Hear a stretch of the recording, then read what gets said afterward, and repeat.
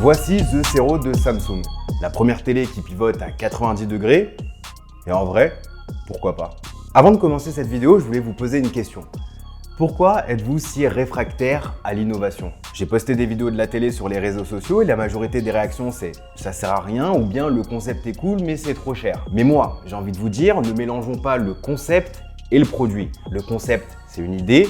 Un produit, ça a un prix. Aujourd'hui, le produit dont je vais vous parler, c'est The Zero de Samsung, qui est un téléviseur QLED de 43 pouces qui peut pivoter à 90 degrés. Et après l'avoir utilisé pendant plusieurs semaines, je peux vous assurer que le concept est excellent. Commençons par le commencement. Pour configurer et par la suite contrôler votre télé à distance, il vous faudra télécharger l'application SmartThings qui rassemble tous les objets connectés de Samsung. Lors de la première configuration, l'application détectera automatiquement la télévision et il y aura juste à suivre les étapes pour configurer la télé. Ensuite, vous pourrez inviter d'autres membres de la famille, par exemple le conjoint ou la conjointe, pour que eux aussi puissent contrôler le téléviseur depuis l'application sans passer par la télécommande fournie qui est plutôt minimaliste, sans bouton numérique et avec des raccourcis vers Netflix, Prime Video et Rakuten TV. Sur la télécommande, il y a d'ailleurs un micro pour utiliser Bixby, Alexa ou Google Assistant qui n'est pas encore disponible, mais Bixby est plutôt fourni puisque vous pourrez lui poser pas mal de requêtes, que ce soit pour améliorer la qualité de l'image, pour lancer une application ou simplement demander un bulletin météo ou info rapidement avant de partir au boulot par exemple. L'application est plutôt simple et intuitive à utiliser.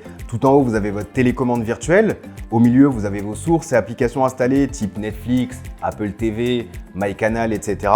Et puis en bas, vous avez vos fonds d'écran en mode portrait si vous souhaitez mettre The Zero en mode ambiant. D'ailleurs, le mode ambiant est plutôt cool. Vous avez différents thèmes parmi lesquels sélectionner. Je trouve cette approche intéressante dans le sens où, en général, on a soit la télé allumée ou éteinte avec un gros rectangle noir, alors que là, le téléviseur peut se fondre avec votre décor en vertical ou horizontal, donc bien vu. Et oui, comme vous pouvez le voir depuis tout à l'heure, c'est compatible avec les appareils Apple. En fait, The Zero est compatible AirPlay 2, ce qui signifie que vous pourrez dupliquer et diffuser du contenu depuis votre iPhone, votre iPad ou même votre Mac. Elle est également compatible Chromecast, mais bien évidemment, elle prend tout son sens dans l'écosystème Samsung avec ses différents produits, notamment ses téléphones. Je l'ai principalement utilisé avec le Samsung Galaxy S20 Ultra. Et franchement, l'intégration est plutôt cool pour plusieurs raisons. Bon, déjà, c'est une télé Samsung, donc vous pourrez dupliquer le contenu de votre télé sur votre téléphone. Pratique si vous voulez aller aux toilettes et pas louper le match ou la série en cours. Mais c'est surtout lorsque vous allez dupliquer l'écran de votre téléphone sur votre téléviseur que ça va devenir intéressant. On peut lancer la connexion soit à distance avec SmartView ou en physique avec TapView. TapView permet de partager le contenu de son téléphone en le tapant directement sur les tranches de la télé. C'est pratique, c'est plutôt rapide et il n'y a pas besoin de chercher SmartView dans le panneau de notifs ou aller dans l'application SmartThings. Il suffit juste de tapoter une fois son téléphone sur son téléviseur et c'est parti. On peut profiter de son écran de téléphone en portrait ou paysage sur sa télé. D'ailleurs, le téléviseur pivote automatiquement selon l'orientation du téléphone et ce qui est impressionnant, c'est la vitesse à laquelle il comprend que vous avez tourné votre téléphone. C'est quasi instantané, ce qui est une bonne chose puisque Samsung n'a jamais été très réputé pour faire des trucs qui sont très rapides et très réactifs. Donc franchement, bravo. Maintenant, j'aimerais vous montrer deux choses. En quoi ça, c'est mieux que ça? Je vous affiche les deux côte à côte, il n'y a rien qui vous choque.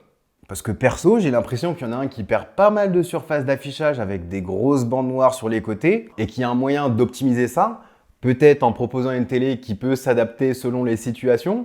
Je dis ça comme ça. Car oui, grosso modo, l'expérience de dupliquer son écran, que ce soit avec Chromecast, SmartView ou AirPlay, ça existe déjà. On y a droit depuis quelques années et je pense qu'on fait tous face au petit écran étroit vertical sur la grosse télé de 55 ou 65 pouces. Pourtant, The Zero apporte une plus-value que certains semblent dénigrer sans même avoir essayé.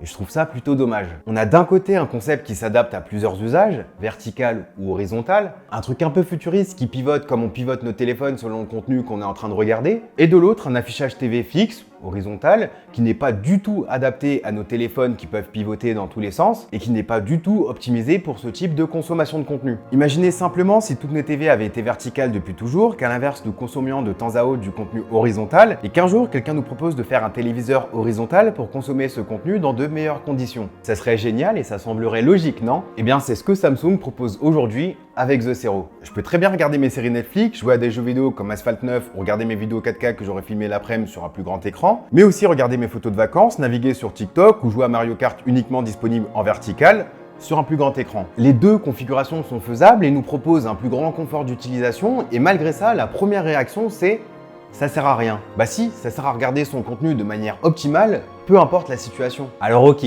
1500 € pour un écran QLED LCD qui fait que 43 pouces, qui pivote, il y a peu de gens qui vont sauter dessus. Moi-même, je regarde très peu la télé, donc je suis pas du tout la cible, et ça intéressera uniquement les gens qui ont les moyens, qui sont curieux ou qui veulent un effet waouh chez eux. Mais ça, c'est le produit, The Zero. Moi, je préfère qu'on se concentre sur le concept. Et on ne peut s'empêcher de penser à l'avenir de cette techno avec tous ces réseaux sociaux à consommation verticale qui ont explosé, Snapchat, Instagram, IGTV, TikTok, pas mal de jeux vidéo mobiles. Et peut-être que notre génération est trop rigide pour envisager The Zero aujourd'hui, mais quand ce type de téléviseur sera démocratisé, moins cher et par conséquent plus accessible, peut-être que ça sera finalement la norme dans nos salons et qu'on pensera à nos anciennes télé fixes horizontales comme des reliques du passé. Je vous dis à la prochaine, prenez soin de vous. Peace.